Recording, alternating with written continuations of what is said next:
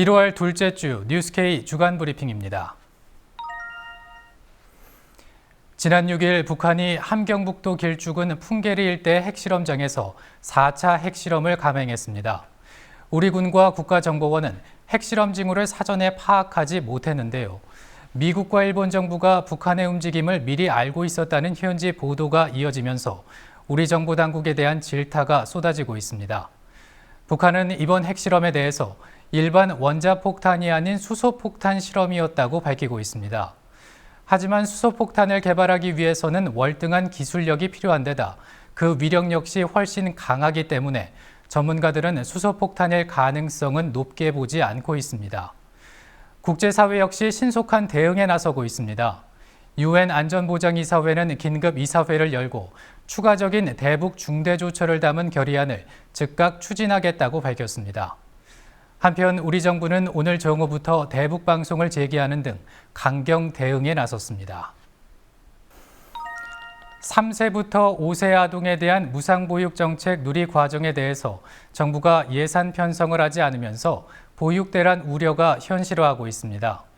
이런 가운데 최경환 경제부총리 겸 기획재정부 장관이 지난 5일 예산을 편성하지 않은 교육청에 대해서 감사원 감사 청구와 검찰 고발 등까지 검토하겠다고 초강경 입장을 내놨습니다.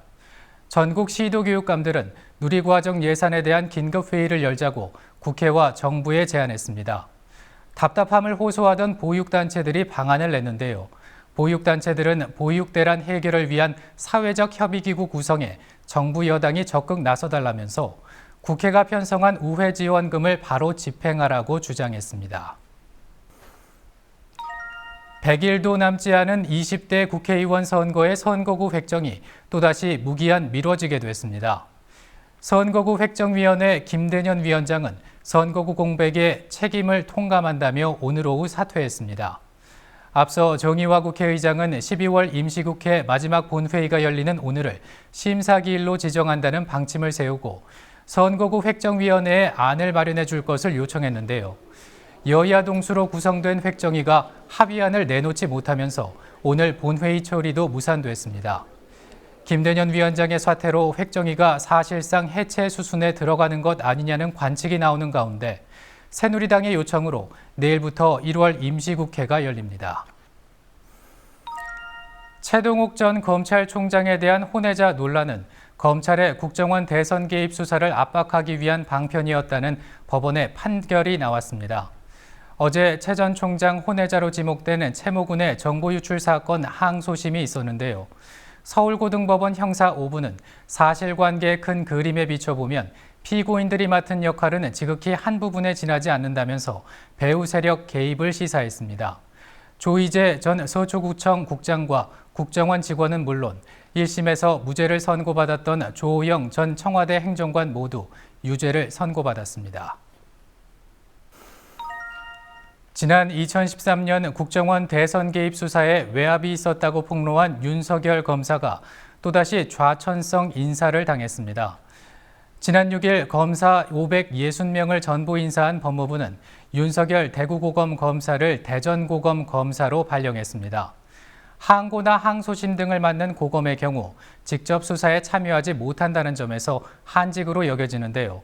대구지검 특수부장, 대검 중수부 1, 2과장 등을 거치며 특수통으로 꼽혀온 윤 검사가 양심 선언 이후 2번 연속 고검에 머물게 된 겁니다. 수사 당시 윤 검사와 함께 특별수사팀을 이끌었던 박형철 검사도 대전고검에서 부산고검으로 발령됐습니다. 정치검찰, 하명수사라는 오명 속에 사라진 대검 중수부 기능이 부활했습니다. 법무부가 지난 6일 서울고등검찰청에 부패범죄 특별수사단을 설치했습니다. 대검 반부패부에서 검찰총장으로 직결되는 보고체계, 전국 단위로 이어지는 큰 몸집 등이 과거 중수부와 유사합니다.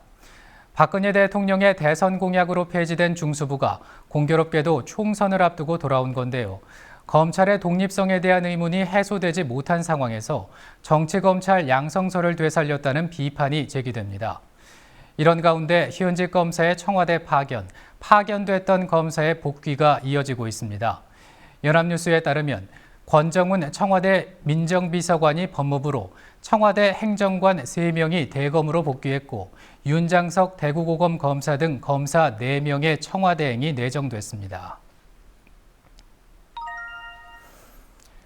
검찰이 지난 5일 한상균 민주노총 위원장에 대해서 소유죄를 적용하지 않고 기소했습니다.